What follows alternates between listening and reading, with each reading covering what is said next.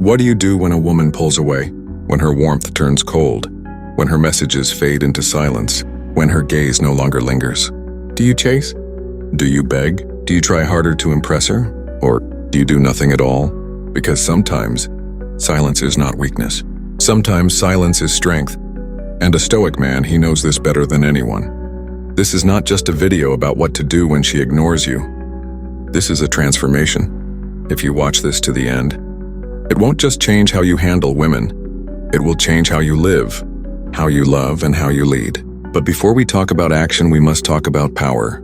And there is nothing more powerful than the man who doesn't flinch when he is ignored. Chapter 1. The Setup. When silence speaks louder than words.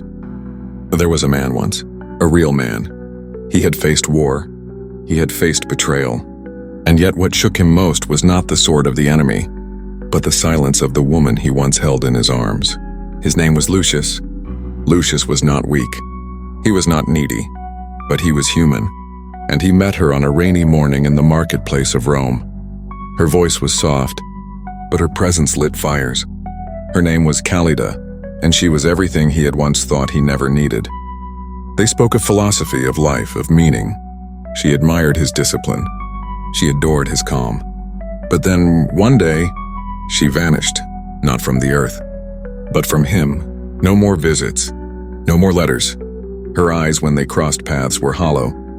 Her voice, when it spoke to others, never again spoke to him. Lucius was confused, then angry, then hurt, and then something else, stillness. He sat in the courtyard of the Stoic temple. The words of Marcus Aurelius echoed through the stones. If someone is able to show me that what I think or do is not right, I will happily change, for I seek the truth, by which no one was ever truly harmed. Lucius realized something. He wasn't owed her attention. He wasn't entitled to her warmth. And her silence? It wasn't about him. It was about her. And even if it was about him, he still had the choice, to act or to react. Chapter 2. The instinct to chase and why you must kill it. When a woman ignores a man, the weak man scrambles. He sends double texts. He posts stories to make her jealous. He asks mutual friends if she's okay. He rationalizes. She must be busy. She must be confused. She just needs space. No, brother. She is communicating. Loudly. Not with words, but with withdrawal. And here is the hardest truth. Her ignoring you might be the greatest gift she's ever given you. Why? Because now you have a mirror. Now you must face yourself. You must ask, why do I crave her attention more than I crave my own peace? This craving is not love. It is addiction, and it's time to break it. Chapter 3. The Power of Indifference, Amor Fati. Lucius, after weeks of confusion, walked alone into the hills outside the city. He brought with him a single book, Meditations. In it, Marcus had written, "Accept whatever comes to you woven in the pattern of your destiny, for what could more aptly fit your needs?" That was when it hit him. Her silence was his gift, his test, his training. To be ignored by her was to be invited to meet himself. That night under the stars, he made a vow. He would not react. He would not chase. He would not plead. He would accept. And in that acceptance, he would rise. Chapter 4. Detachment is strength, not coldness. Let's be clear. Detachment does not mean being emotionally numb. It does not mean hating her. It does not mean pretending you don't care. It means recognizing that your worth was never defined by how much someone else loves you. It is a shift from, why is she ignoring me, to, why do I think I need her to validate me? The Stoic man loves deeply, but never clingingly. He can give affection, and still walk away when that affection is not respected. He does not win her back. He wins himself back. Chapter 5. The Inner Court, where self-respect is judged. The great Epictetus once said, "It's not what happens to you, but how you react to it that matters." When a woman ignores you, the battlefield is not out there. It's not in your phone, your bedroom, or even in her mind. The battlefield is your mind. Lucius learned this. When Callida ignored him, he began to train, not to win her again, but to win his own respect. He woke up earlier. He trained his body. He studied more. He showed up in the marketplace, not to run into her, but to reclaim the rhythm of his life. And slowly, quietly, her silence became irrelevant. because his self-respect was louder than her absence. Chapter 6, when she returns, and she will. Weeks passed, then months, and one day, Lucius heard a soft voice behind him at the marketplace. "Lucius!" It was her. She had returned, but he was not the same. She was no longer a goddess on a pedestal. She was a woman, flawed, confused, beautiful, yes, but no longer in control of his peace.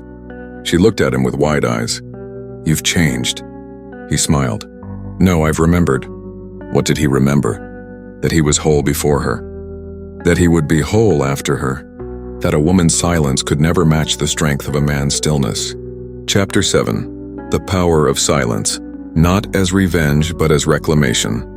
Let's get one thing clear. You do not mirror her silence out of pettiness. You do not ignore her back to teach her a lesson. That's not Stoicism. That's insecurity in disguise. The Stoic man does not retreat to punish, he retreats to preserve. You are not a boy playing social chess. You are a man mastering emotional stillness. Your silence, if it comes, is not a move. It is a message. I respect myself enough to let go of what does not flow toward me. The weak man thinks silence is defeat. The wise man knows it's discipline. Chapter 8. You do not need closure, you need clarity. One of the most destructive lies men tell themselves after being ignored is, "I just want closure." No, you don't. You want validation. You want her to admit she was wrong. You want her to explain herself so you can feel secure again. But here's the truth that no one wants to say out loud. You already have closure, because the silence was the answer.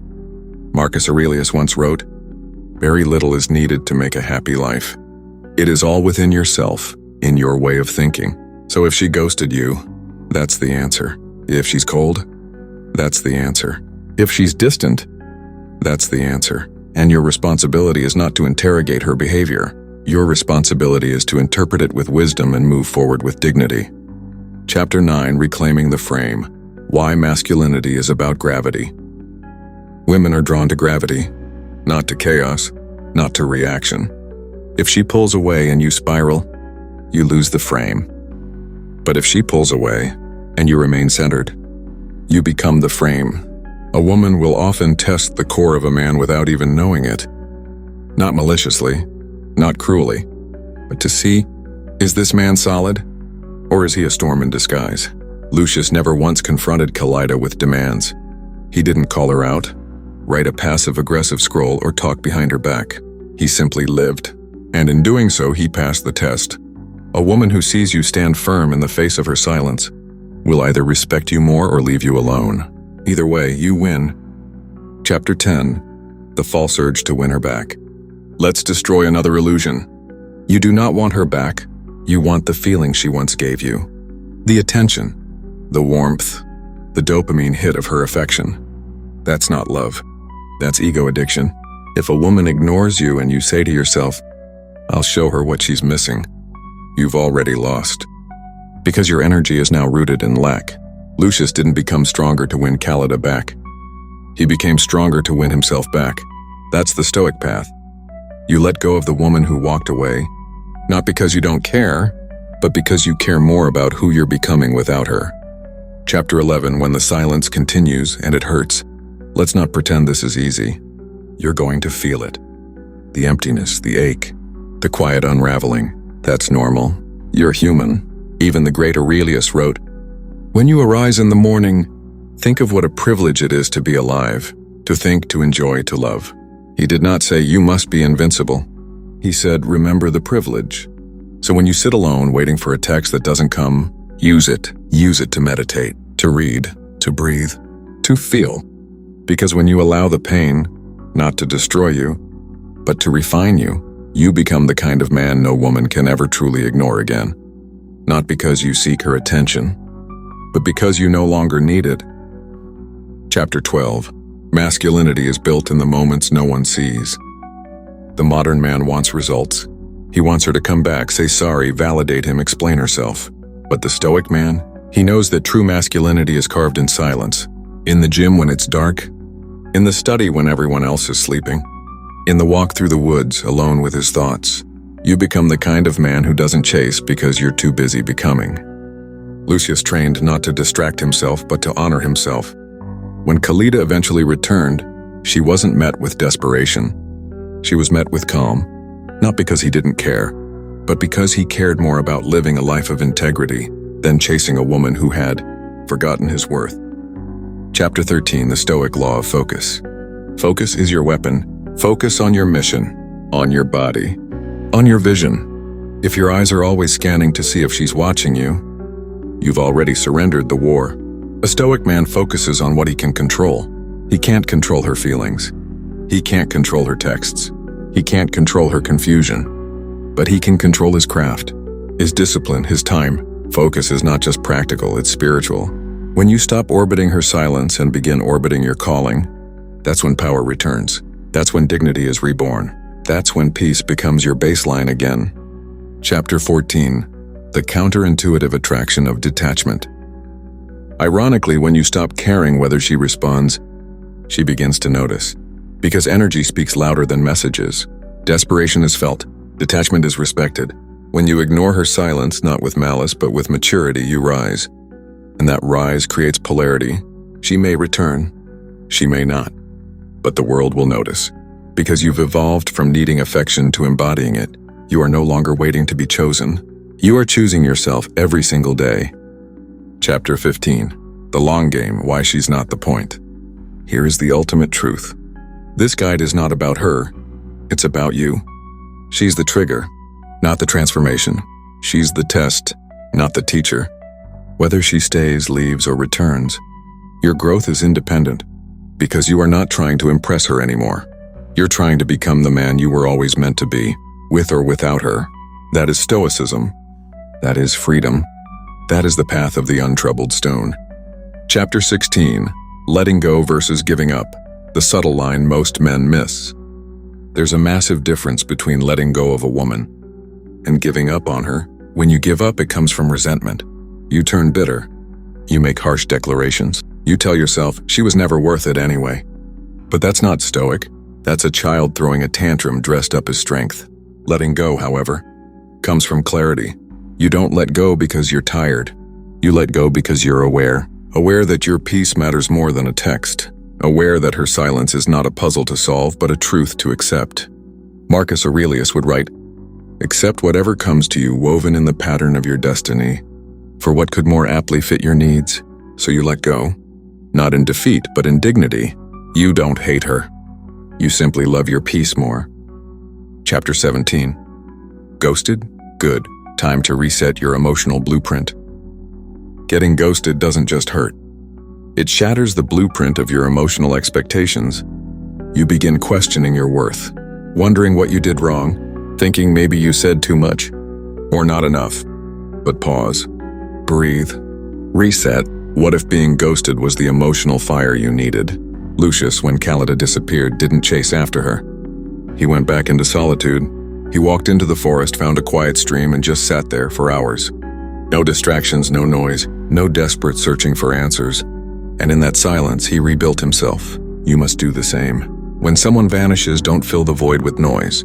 Fill it with nobility. Reset your rhythm. Reclaim your balance. Rebuild your center. Chapter 18, if she returns, read this first. What if she comes back? What if after ignoring you for days, weeks, or even months, she texts you? Now comes your real test. Because the weak man jumps at the first sign of attention. The Stoic man? He pauses, he considers. Not to play games, but to assess. Does this return come from genuine care or temporary curiosity? Lucius didn't rush to reply when Callida sent him a letter weeks later. He read it, then he meditated. He asked himself, is this a pattern or a breakthrough? Is she reaching out of love or boredom? Am I choosing her because she's back or because she's better? You are not a rebound. You are not a backup plan. You are a sovereign man with a sacred life. Act like it.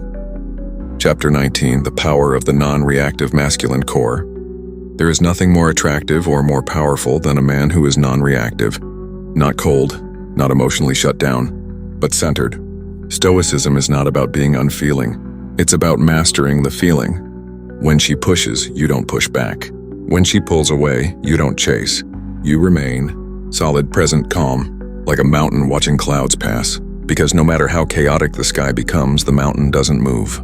It watches, it remains, It endures. And that stillness, that rootedness is what makes a man unforgettable. You don't win her by reacting. You win yourself by not needing to. Chapter 20. When you still think about her every day. There will be mornings when her name is the first thing in your mind. Nights when you wonder if she's thinking of you too. That's okay.